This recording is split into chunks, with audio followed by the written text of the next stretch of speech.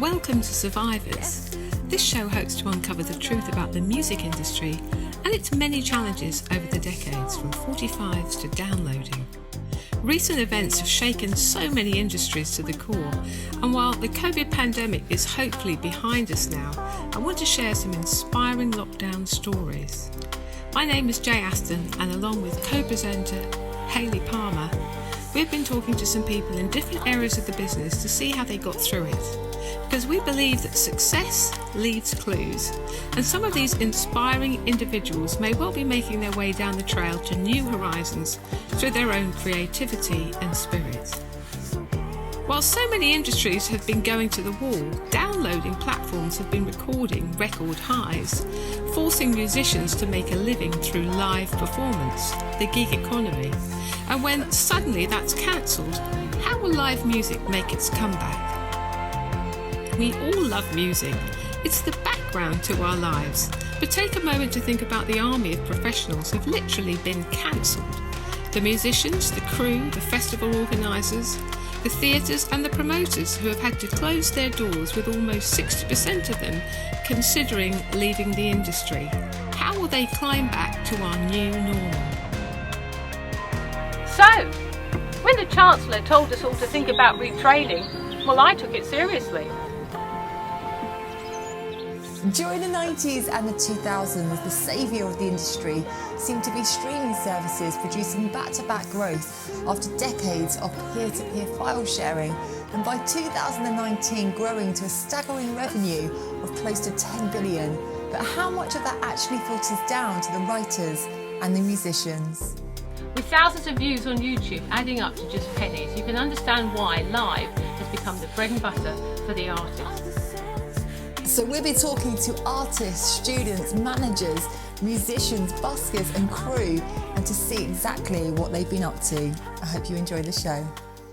Molly Hocking, it's lovely to talk to you. How are you? I'm good, thank you. Yeah, I'm not doing too bad. How are you? Yes, I'm really good, thank you.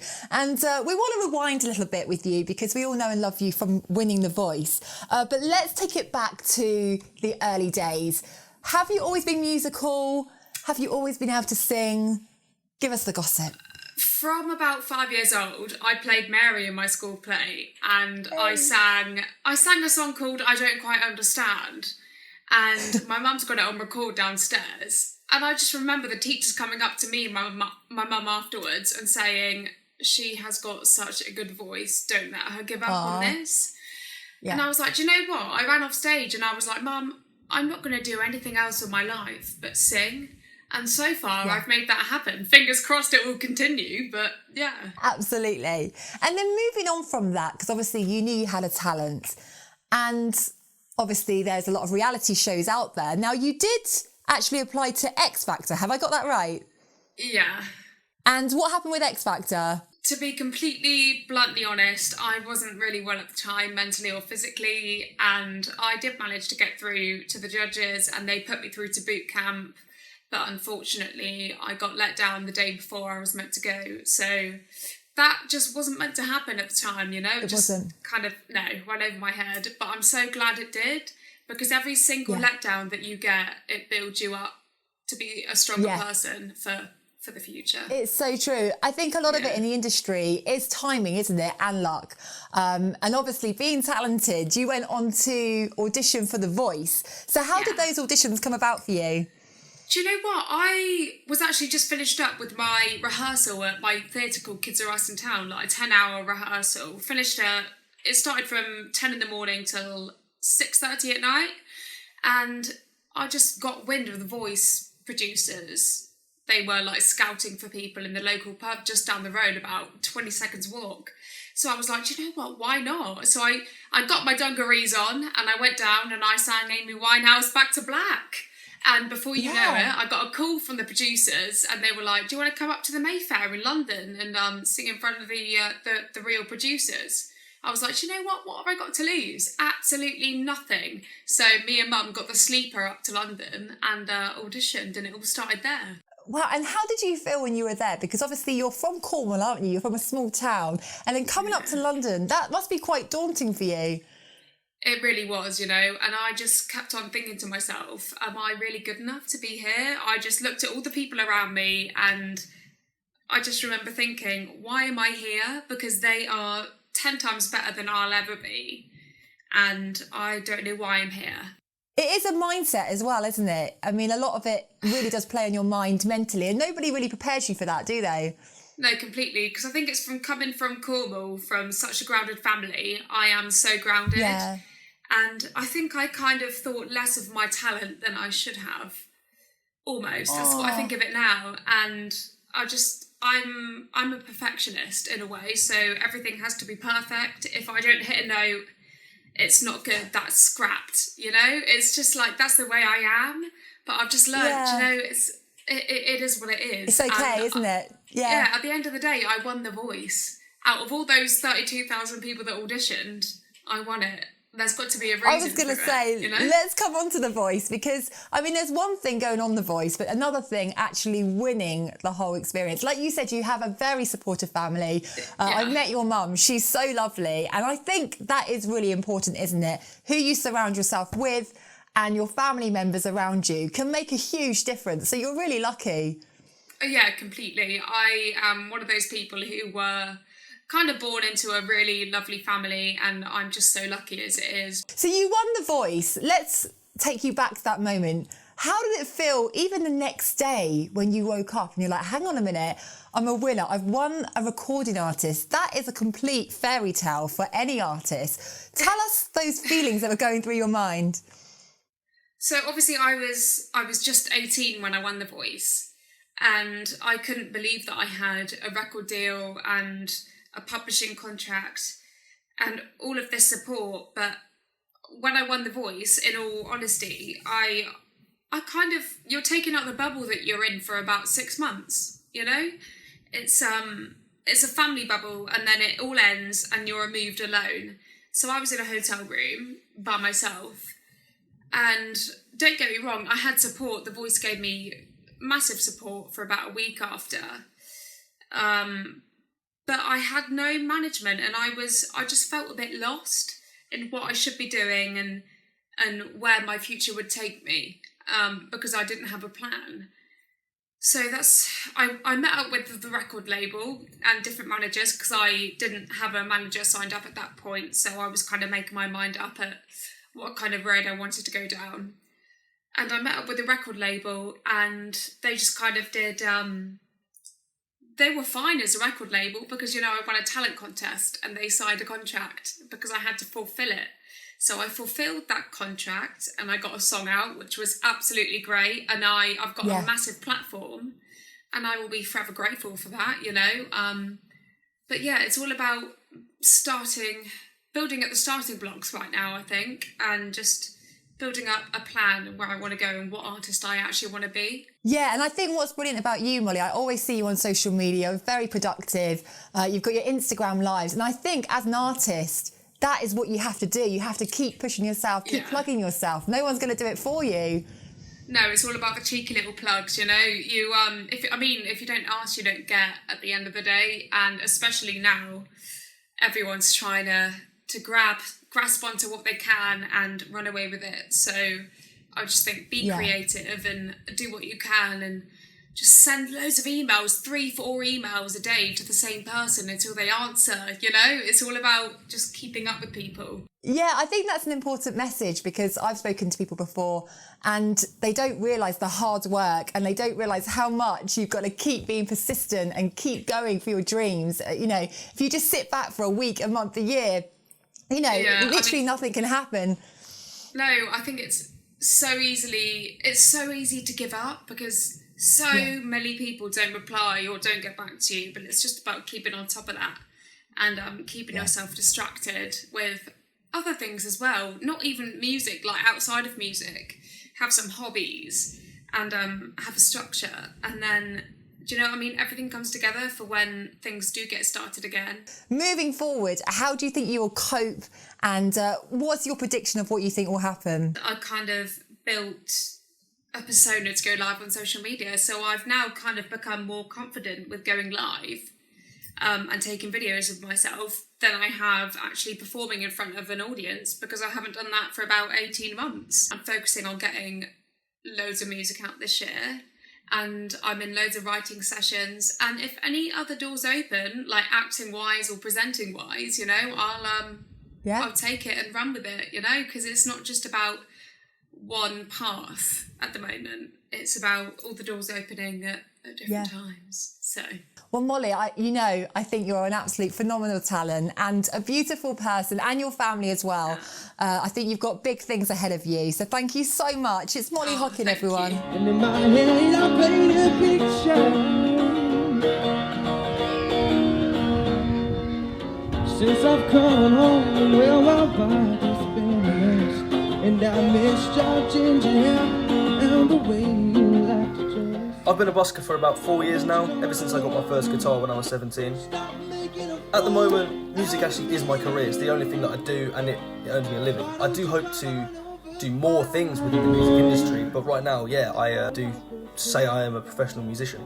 Yeah, I've found that busking is quite a good job, especially if you do it well and you know what you're doing and you can kind of get along with the people. A lot of people say don't saturate your market. I disagree with that. I think familiarity is what people are looking for, and you do earn a decent amount of money when you do it correctly. It's taken 3 or 4 years to kind of get my style down and make a name for myself, and now I'm at the point where I do make a decent living on the street. Yeah, lockdown has been a bit of a challenging time for everyone, including myself, but I do think it's not been the end of the world for my career, purely because people do still need to go out and go get shopping and everything, and I will still be busking during lockdown, which is not illegal because I've spoken to the council and everything, and it is obviously an essential job for me because I need to earn a living. I know the footfall is quite low now, but it will make up for itself once everyone's allowed out again, because people will be so appreciative of hearing live music. I think it will be amazing. On a day-to-day basis, my views on the music industry change anyway. The pandemic isn't going to make that much difference on my mindset. I think a lot of creatives will know what I'm talking about when I say that every day I'm doubting it, every day I'm like, yeah, this is going to bang, it's going to blow up. In fairness, it's given me more time to write songs. I'm Ellie, and I'm an 18-year-old singer-songwriter from Bournemouth. I'm in my final year of studying music at the Brit School, and it's been the most incredible experience. I've been given so many amazing opportunities, I've grown in my confidence, and I feel so ready and excited for a career in the music industry. Woke up and people were crying. Had a dream when no one was talking. Look through my window and nobody's walking. My passion for music first started when I began piano lessons at the age of 7, and then a few years later I decided that I wanted to give singing a go, and I instantly fell in love with it. And I think from then is where I started writing my first songs, and I just decided that I wanted to be a singer-songwriter. Try to fly, but there's no safe place to land. Now our line is stripped of life and love, so we wait for the summer. Lockdown has obviously affected everyone, but it's had a huge knock to the music industry, and I feel like when live music comes back, everyone's going to appreciate it so much. I know I cannot wait to perform, and neither can all my friends. And even if you're not creative, I feel like everyone just loves music, and it will be so much more appreciated when it returns. Thinking maybe that I might need the space, so I'll see you in June. I'll see you in June. I'll wait until it's safe, thinking maybe that I might need the space. Lockdown has also given me the space to really focus on my writing, and I feel like although at times it's been demotivating, it has really helped me as a songwriter, and I feel like I've really benefited from this time out. As we fought it by ourselves, woke up and all of it's true now. How I kept myself busy during the lockdown was to always stay productive. And by doing this, I'd set myself targets such as recording a certain amount of singles in a week, working towards a project, or even learning something new. By doing this, I figured I was able to better myself as an artist, and I was able to explore more as I had the time. I just want to be back on the road touring, interacting with the fans, and just do what I do best, which is performing. And with not being able to do that for such a long time was one of the worst feelings, and it's not something I'd want to go through again. So please let me just be back on the stage, let me do my thing, and let me just go crazy with my supporters. I was at NEMS. I was looking after some British acts, Deep Purple, Black Sabbath, things like that. But I also had picked up a lot of American artists, which included the Sire Records stable, which was the Ramones, Talking Heads, Flaming Groovies, Richard Hell, and so on. I had a Talking Heads tour coming up in January '78. I needed an opening act. I had £50 to spend. I get a phone call from a guy called John Staines, who I knew, who was an A&R guy at Phonogram. He had just signed Dire Straits. I was dragged off to Dingwalls the following Tuesday. I watched 2 songs, and I noticed that Mark Knopfler was playing a red Fender Stratocaster guitar, which was the same guitar that Hank Marvin from the Shadows had played. And I remember saying to John, I said, oh, he's got a red Strat, just like Hank Marvin's. Who's managing this band? And he said, nobody. And I said, I'd like to manage them, based on the fact he had a red Stratocaster. Oh, wow. If he'd had a blue Gibson, I'd have gone, I'd have left. It changed my life. And I put them on with the Talking Heads. It was a very successful tour for both bands. The Talking Heads were trying to get me to manage them at the time as well, which I didn't want to move to America. And to be honest with you, I didn't know anything about management. I was just making it up as I went along. Literally, I had no idea what I was doing. I had never seen a record contract. I'd never read a publishing agreement. I didn't know what a record producer did. None of that. Yeah. I knew about the live side. That was my area of some expertise. And I took them on. After the Talking Heads tour, they made what became the first album with Muff Winwood producing, and it came out, and it was almost immediately, over the next 9 months, it was a worldwide hit. The Songs of Swing was the lead-off single, and the album, in that period of time, sold about 12 million copies. Wow. Straight out of the box. Wow. And I was just sitting there thinking, oh, well, this is what happens then? And we toured relentlessly for 2 years, and made album number 2, and the trajectory went all the way up to Brothers in Arms and beyond.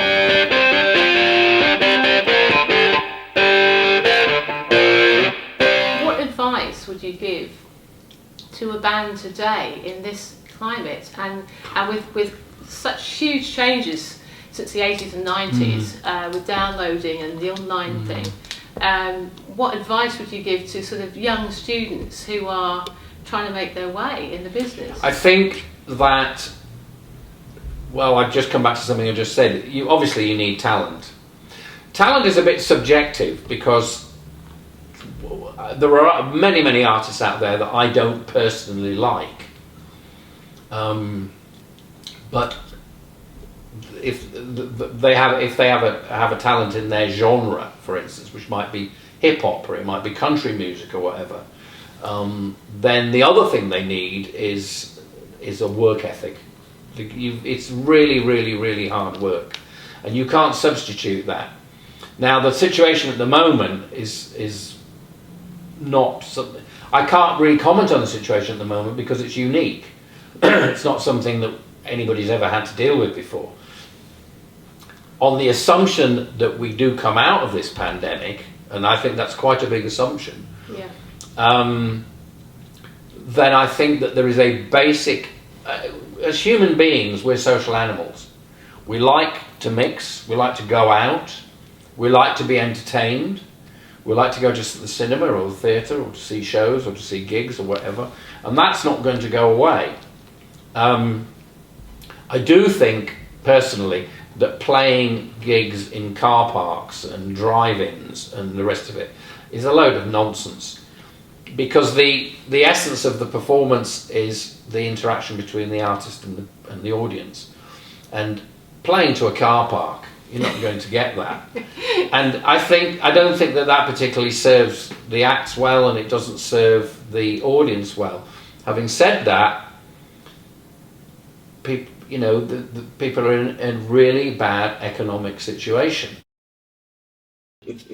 So today I want to introduce you to Steve Davis. He runs a company called Subfrantic, and we've worked with you for years. Since 2008, I think. A long time. Yeah. And normally this company is a hive of activity. You've got loads of staff, you've got loads of vans going in and out, and you put on, you do PA hire and events, and you've got it's just crazy in here usually. And obviously it's a bit like tumbleweed at the moment because of what's been happening. And I wanted to mention Steve because I think what you're doing and how you're sort of turning things around is fantastic. Thank you. So please just let us know how it is for you guys. So it's been, obviously events are dead. There's no concerts, no tours. People are trying, but the sort of little attempts that people have had have been wiped out. So we are in a relatively lucky position where we were starting to build a rehearsal studio just for a year or so before lockdown began. So as we've got that facility ready, we've actually turned it into a live streaming studio, and we built a live streaming platform, so you can do pay-per-view live streams from our place. Right. We've got a separate control room, we've got a separate green room, we've got a huge live room, and we've got other rooms coming online too, which again, we're lucky because we had started building those a long time ago. Right. But now we are struggling to get to the end of that project and see it become profitable, but we're fighting hard to do it. Yeah. We've got a good platform set up. We're doing really good things with audio, sort of trying to push the boundaries, but it's still it's not enough to make see the company through the next sort of 6 months without any sort of help. But we're trying hard to fix that. That's great news. It's when you have to literally be as creative as possible to keep swimming, to keep going. Yeah. And I love what you've done with your film studio, with your you. film room. And there's quite a funny story with that, because at the beginning of the first lockdown, you started, and were you doing it single-handedly? You sort of made it all. Well, there's the feature wall in the room, or the wall as we've somewhat ingeniously named it, was always designed to be like that. It's an 8 metre by 6 metre sound baffle, made up of about 4,500 4-inch by 4-inch wooden blocks. And each of them is cut by hand, which is 5 cuts per block, so that's about 20,000, a bit more than 20,000 cuts, 22,000. And again, each one's then sanded on 5 sides, so that's 20,000+ sides that need to be sanded and then painted. 20,000+ sides needed painting, and then each of them needed sticking onto the wall individually with 3 types of glue and 2 pins from a nail gun.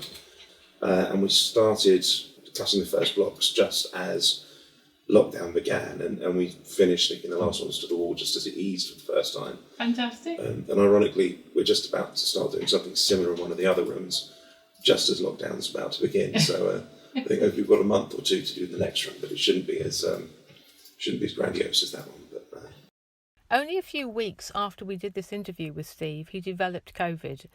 He became seriously unwell, had to go to hospital and was put into ICU, and he was on a ventilator. For his own safety, they then decided to put him into a coma, where he stayed for a couple of weeks. And here is Steve Davis making his comeback, literally. This is his launch party of his new business. We wish you all the luck. Amazing job.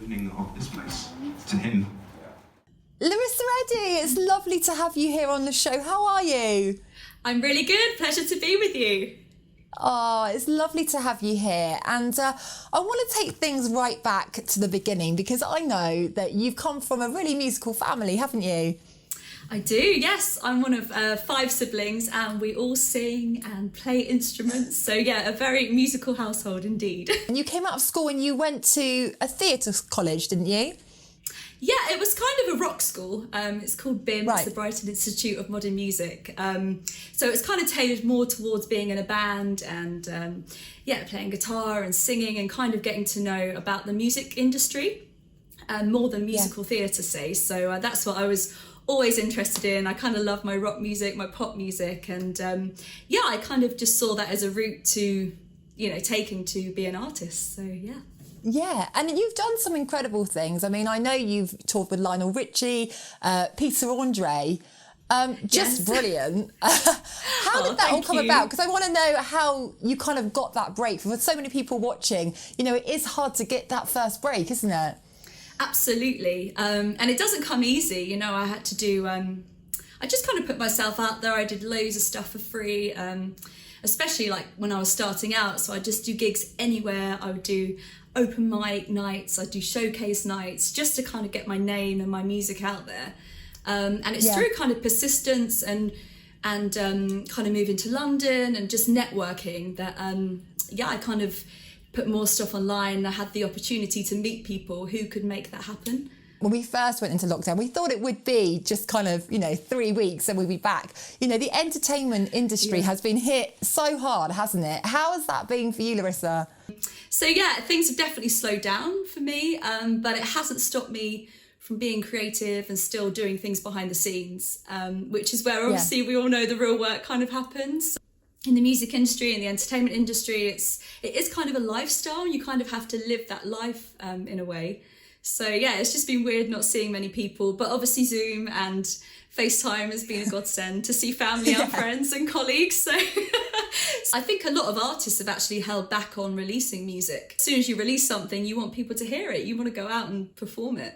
So hopefully that's the next step for people, and hopefully there's going to be an abundance of new music coming out for everyone to enjoy. Yeah, absolutely. And I mean, you had a lot of gigs cancelled. I mean, I know you're so busy kind of at the weekends gigging and weddings and, it's a full schedule. So that must have been hard for you, not doing what you love doing, because that's your passion. You've grown up with it. It's what you know, isn't it? And that's kind of hard for you as well, mentally, isn't it, to cope with? Definitely, it was such a big change. I kind of went from 100 miles an hour to nothing. It was kind of overnight, and I think everyone in the music industry would feel the same. But as I said, I've been lucky. I've got kind of a home setup as well where I can record, and I've been doing some sessions and things like that. So that's kind of kept me going and kept me busy. Kind of just made everyone reevaluate, I think, their lives and just kind of take a look at things and for the positive as well. Moving forward, how many of your gigs have been rescheduled, or have they been rescheduled to next year?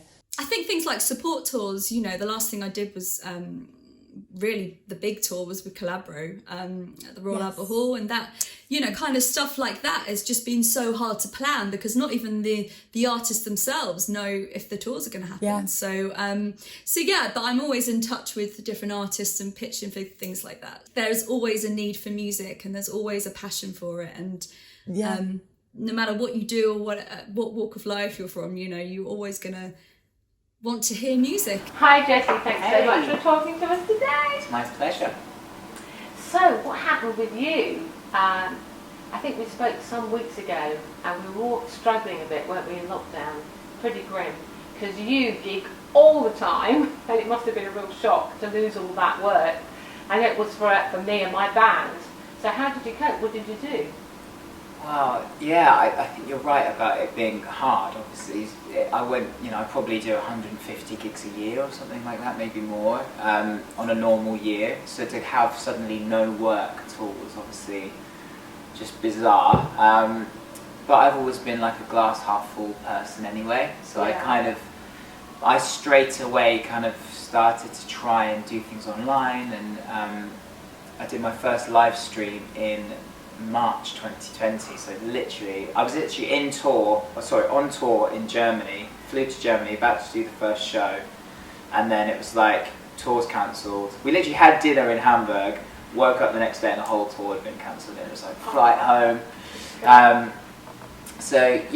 But I think the streaming thing really, really helped me. So like I said, I did my first one in March, and then I was sort of blown away by how well it went, really, both kind of emotionally and technically, and kind of just the response, and even financially, because people were so lovely in what they donated to me and stuff. I think for me, where I'm at in my career, it was like the perfect kind of storm for me, because I'm not famous enough that people didn't want to donate to me, if that makes sense. Sure. People, if they've seen you on the telly loads, or you're super famous, then they're not going to give you a donation. But with me, I'm kind of in that perfect spot where I've got a fan base and people love what I do, and the gigs are vibey, the online shows I do, there's enough people watching that there's a bit of a comment section, and it's kind of, it was fun, it was like a fun thing, and this community has kind of grown out of it. But also for me, it was literally paying my rent for a while. Just you live in London. Yeah, Central London, high rates, yeah. high rent. Yeah, exactly. I know the feeling, yeah. But I mean, that's incredible, and you've got such an amazing fan base. So do you think you've grown your fan base from doing that, or do you think they were just like loyal fans that weren't going to see you kind of go down? I think I've definitely grown the fan base, but I think even more importantly, I think I've cultivated those relationships. Yeah. Whereas before, I think because I've always been on tour, really. I've always been either doing gigs or, you know, on tour or going from this project to this project. I've never really, and this sounds awful, but I've never really had to think about the online stuff and the fan interaction thing. And they were always the people that were buying tickets to the shows. But now, I sort of realised that I can really contact these people on a daily basis, and they love what I do. So I can kind of, you know, I can put something online and say, you know, I'm going to put this behind a paywall, but if you want to see it, it's going to cost you £5 a month or £20 a month or whatever. And I've been able to monetize that a bit more. That's brilliant. From a, you know, from a kind of business sense, but also from an emotional sense, and a kind of just building friendships with people, you know. And it's been amazing to kind of meet so many wonderful people online, and I genuinely mean that, you know. No, totally. The fan base of my band, you know, we've been going for 40 years now. Yeah. I was a teenager when we started. Yeah. But we've still got huge amounts of our original fan base. Yeah. And they have been so supportive through lockdown, because the same, you know, we lost 40, 50 gigs. But they are generally the same people that are still there, and they come to all the gigs, and they bought sort of Facebook Lives and things like that we did. Yeah. And it is amazing, but they love it when you do something different. Yeah, and they also love it when you interact with them personally. Because, you know, they feel like that you're real friends. Yeah. And you kind of get involved with their lives, don't you, a bit? Yeah, totally. I mean, off the back of the live stream that I was doing, I created like a Patreon page, which was a big leap for me, because I'm a bit British when it comes to talk about money and stuff and business. So I've never been very good at going, can you give me some money for this? Or, you know, like I never would have dreamt of doing a crowdfunder before, or a Patreon page or something. But now, you know, I have this amazing group of like fans on my Patreon page, and one of the things that one of the benefits of the Patreon is that I'll do a Skype call with them, and I've just got to know them so well, you know, and have like, and you just realise that, because at first you're worried, like, is this going to be scary or awkward, and they're just people that want to support you. And that's the thing, like I kind of had this, like I said, this thing of like, oh, not sure whether to ask people for money, are they getting value for money? Yeah. And to a man, they kind of said, you know, we're just really happy to support you, we love what you're doing, you know.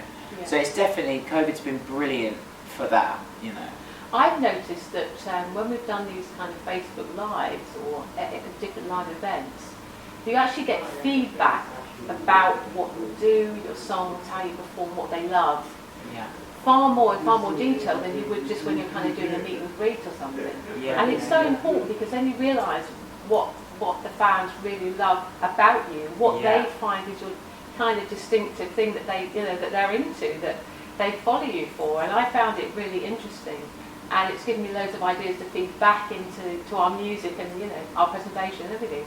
So it's kind of like a crash course in why you get a fan, you know, what do they love about you. Yeah, and there's no hiding, is there, as no, well? Absolutely. When you're doing no, that stuff. blunt as anything, but I love that, you know, because it's like, someone said, why is your mic always down on this song? And I was like, really? You know, just details that you don't even think they're going to come up with. Yeah, totally. But it was interesting. Yeah, and I think, like, the buzz that you get from a gig is obviously the adrenaline and the noise and the energy in the room, And when all that's stripped away and you're just in front of a screen, your dopamine comes from somewhere else. And for me, it was like, it was the comment section, you know, that was it. So I'd be playing a song and then reading the comments, and like if one song like didn't get enough comments, I was like, oh, you know, and then I'd play another song and it should be like, do, and you'd be like, oh, okay, that's a good one, I'll do that one again. Instant feedback, exactly. And yeah, it just, it kind of was just displaced for a while, you know. Obviously it's not the same as doing a proper gig. Yeah. Do you find that did you write any songs during lockdown? Did you write any? 2020 I wrote barely anything, because I don't know why. It was like, I guess it was just everything, pressure, and I was actually really busy doing, like, figuring out how to do online shows and then trying to make them sound better and look better, and, you know, figuring all that stuff out. But 2021, I guess the new year and whatever, I've written a whole album and I'm in the middle of recording it now. For me to find a tiny piece of an endless sky to be my legacy. Give me some acceleration now. Tell me if you can see me speeding. I got a little bit of traction now. Together we can hit the ceiling. Take a look into the future now. Can you see me on your horizon? Take a look into the future now. I'm not free. Yeah, I'm so excited about it. I was there yesterday actually in the last few days, and we've done like 8 tracks so far, and I've got maybe 3 more to go or something. So I'm super excited about it. First solo album. Can't wait to hear that. Yeah. Brilliant. So how many performances did you end up doing throughout the year? Actual live gigs? I think, again, I'm online gigs. Oh, online gigs. Well, I don't know an exact number, but I know I did over 55 hours of streaming. Because I found that the longer you do gigs for, the more people see them and the more money you make, right? So I would stay online for 4 hours. You know, I would literally start at 8 p.m.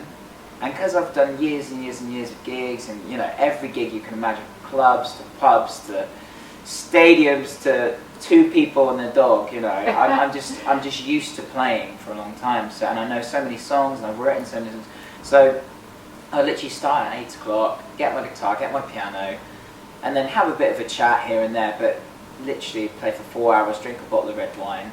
And some of them were brilliant, and some of them were Can you really dodgy. remember your lyrics with the red wine? The problem is, Jay, is that they're all online forever, you know. But luckily, I put them behind my Patreon wall. So if you want to see the chaos, you have to sign up to Patreon. So. Oh, thank you so much for talking to us today. It's been brilliant, and I'm gonna please send me some of your films, because we'd like to add that to the interview. That's great. Brilliant. Jesse Smith, everybody, and he's a fantastic musician. Give me some acceleration now. Tell me if you can see me speeding. I got a little bit of traction now. Together we can hit the ceiling. Take a look into the future now. Can you see me on your horizon? Take a look into the future now. So Victoria, we met mid-80s. Yeah. And we were both having a bit of a rough time, I remember. We both had bad, awful boyfriends. We'd commiserate with each other. We did. And you were you temping then, or what were you doing then? I was right at the beginning then. I was temping. I was doing a lot of secretarial work and computer work, so yeah, kind of doing what I was doing there. And I think I'd left college. Yeah. And I think it was probably my first, I didn't really have a first job. That was like the first foray in, 18, 19, doing that. Yeah. So yeah. But then you got into, was it hair and makeup? Quite soon. Yeah. What I did then was I went and did a hairdressing course, which was really brilliant. Basically, because my dad said, I want to open a business, be a hairdresser, we can open a hair business. So I did that. And then I did makeup after that. Right. And then after that, I went into doing, videos and filming, TV, because at the time that's what was really happening. Yeah. And then I sort of landed in the music industry by default, really. Well, tell us about that, because was it a guy were you dating him, or were you just... Yeah, what happened was I met this guy. Yeah. And he was a musician, so that was very attractive to me anyway. Real music lover. I mean, I love all sort of genres of music. Yeah. And started going out, and I just thought, wow, went into his little home studio back in the day, the 90s, that's what it was like then. Yeah. A little 4-track I think he had. and a few synthesizers and things like that. And I was very, very impressed. And then he just sort of, sparked the whole studio up and started playing and singing. And I just thought, wow. And I just couldn't understand, why he wasn't successful, hadn't made it. Right. And then he started explaining to me how the music industry worked. And that was a long conversation. Yeah, well, it was kind of my head. I couldn't really I did sort of. I think I probably all blurred, glossed over from that. Yeah. But what happened then afterwards? I think he was explaining to me about demos, and I said, "Oh, why don't you make some demos?" And his dad was quite well off, and so they organised for that to happen. Mm-hmm. And in the interim, I started looking for a manager. Right. And while I was looking for a manager, he sort of put a band together, and it got larger and larger. I started getting them gigs. I started getting into see record labels, and I literally did it by going to the library and getting the book How to Be an Artist Manager. Oh, that's brilliant. But everything I did really well, polished. So the kind of the industry that I'd been in as a temp and all the different jobs I'd had actually gave me that level of, I don't know, like walking into an office, speaking to a guy, who was much older than me. Professionalism, exactly. Yeah. Which you never think that's going to be why you're how you are. Yeah. So every single little experience has actually helped me. Yeah. So we started gigging, and they started getting popular. They got a record deal, got them a small sort of indie record deal. At the time, it was indie.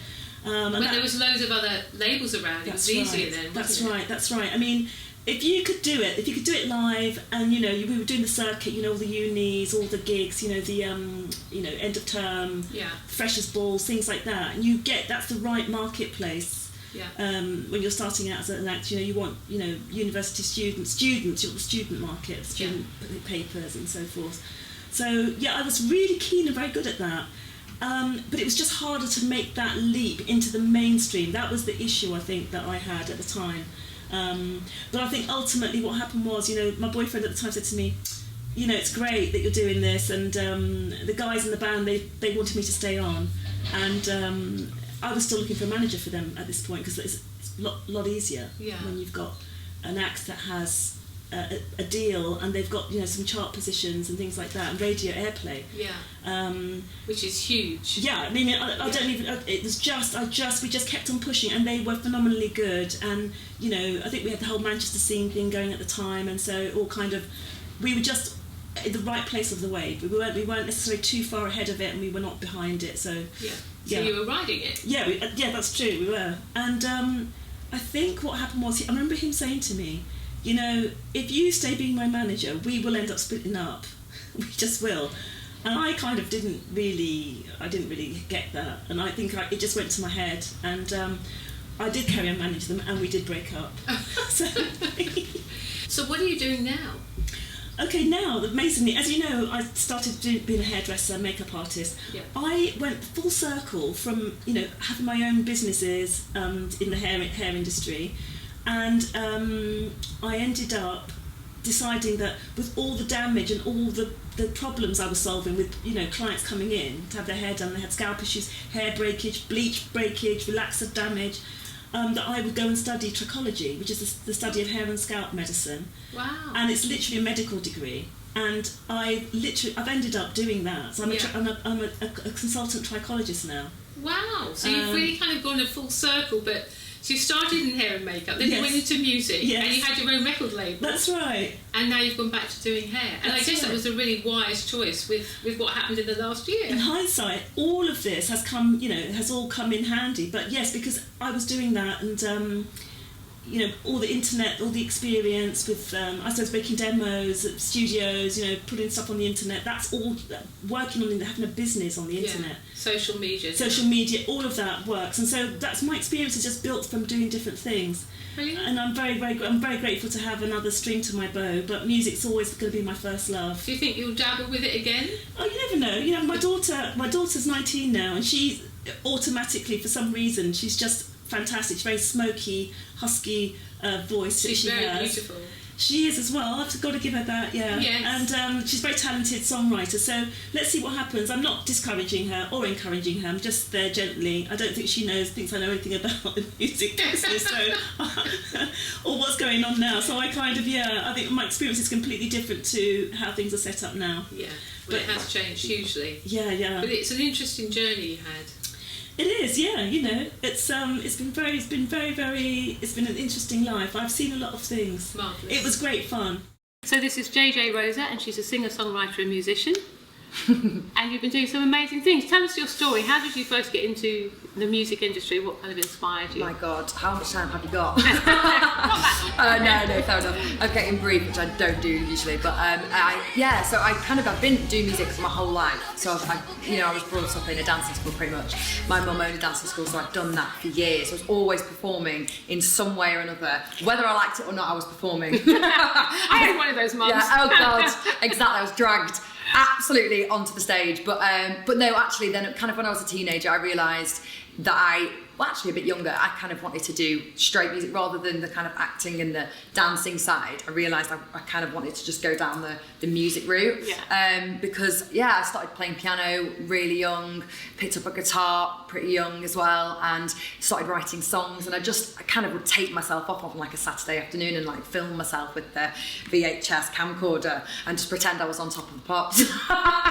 Which, and then no one ever knew I was doing it because I was too scared to tell anybody. I ended up doing that and realising that I wanted to go to do music properly. That was kind of what I wanted to stick with. So normally you'd be gigging loads. Yeah, pre-COVID I gigged relentlessly. I've done it for years. I kind of threw myself in the deep end straight after college and started gigging. I wanted to earn my money straight away myself from gigging really, so that's it was the best experience I could have had. But up until literally last year I hadn't had maybe a week without a gig, so to suddenly go into a year of no gigging was just a major blow, and it kind of a lot of fellow like people that are musicians in my band and people that I know who are also musicians have really, really suffered, and it's just been brutal, like really brutal. Which is just such a shame. And I love gigging as well. I love being on a stage, and as you know, it's just it's such a great adrenaline. It's been an interesting year. It has, all of us. I think my band lost about 35 gigs, and they've been moved 3 times, and now most of them have been cancelled, so I've kind of given up hoping. Yeah, absolutely. So you've got an interactive live platform, which is pretty amazing. Please tell us more about that. Well, obviously, in the past year, people have been a bit kind of innovative, thinking of different ways to put on gigs still that have been obviously COVID friendly. So live streaming has been this new thing. Obviously, every man and his dog's doing Zoom. So very much jumping on that bandwagon, but going a bit further with it and thinking, we need to make sure we're not missing what is important about a gig, which is the interaction of an audience. And I think what we realised is, going straight on stage and not having that immediate response from an audience just wasn't working, because I did the live streams and it's like tumbleweeds. It's just absolutely nothing bad. Deflating. You don't know if you're doing good or bad. You're dying. You're living.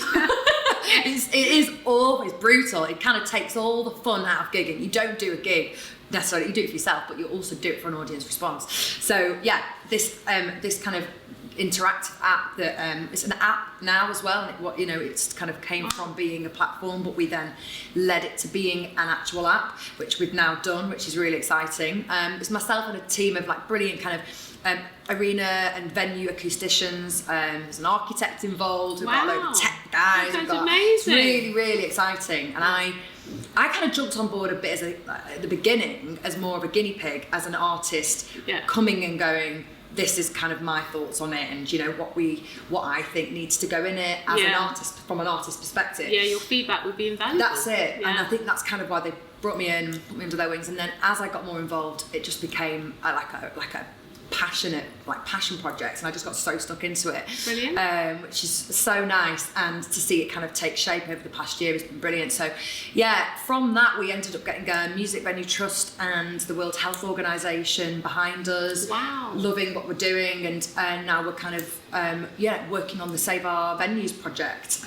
What's that? So basically, it's really helping the grassroots venues that have been majorly affected by COVID, and obviously the impact has been massive. Some venues unfortunately haven't been saved; they've gone under. Absolutely, we've lost loads, haven't we? Iconic venues as well that have been.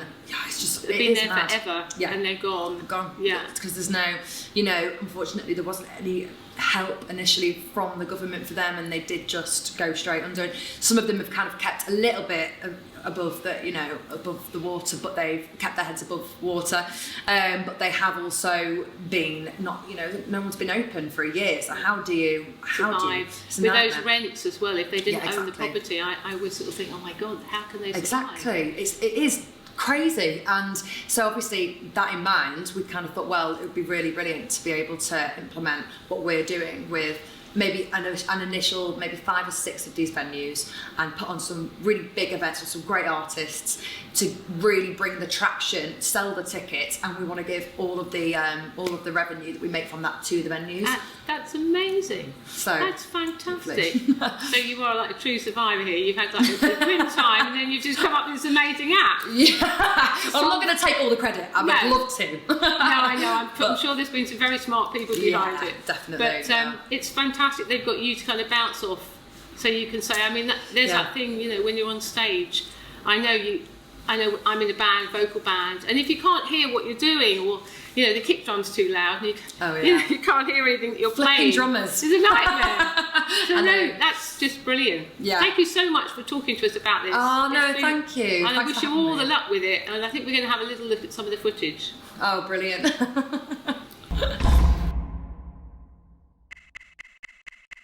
The venues we know and love are all closed. The little jazz bar in town, the warehouse theatre, your favourite local venue with the sticky carpets. So wouldn't it be great to transform what happens there into an app? And also give the arrival a feeling of history and memory, therefore enabling these venues to host live events once again, where you can choose to either be behind or at the front of the stage, in the audience or even on the shoulder of the performer themselves, where you'd be able to experience what an online full audience would feel like. In doing this, those closed spaces we know and love will be brought to life again.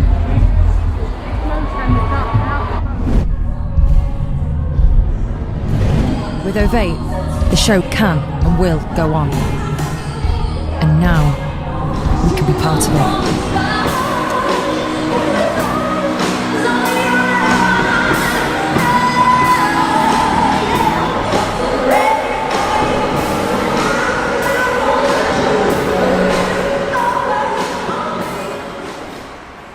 What is it you feel that's missing from being in front of a live audience? It's this interaction, isn't it? It's like the heat. It's the human of moment. The bodies. At least if you can hear people and you can have eye contact, which is what we've done, that is the closest thing to actual humans.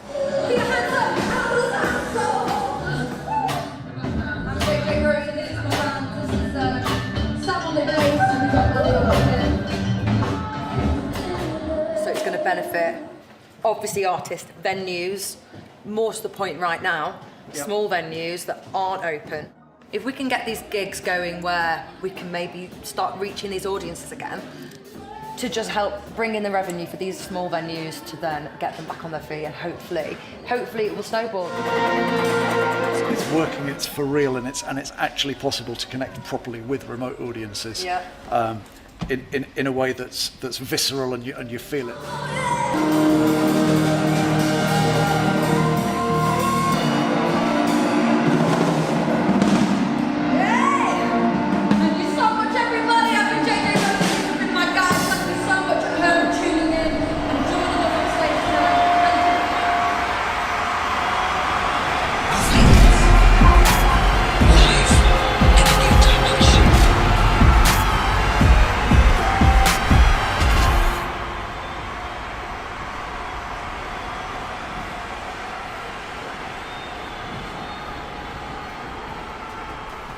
Really hope you enjoyed the show. It's been amazing talking to all these different people.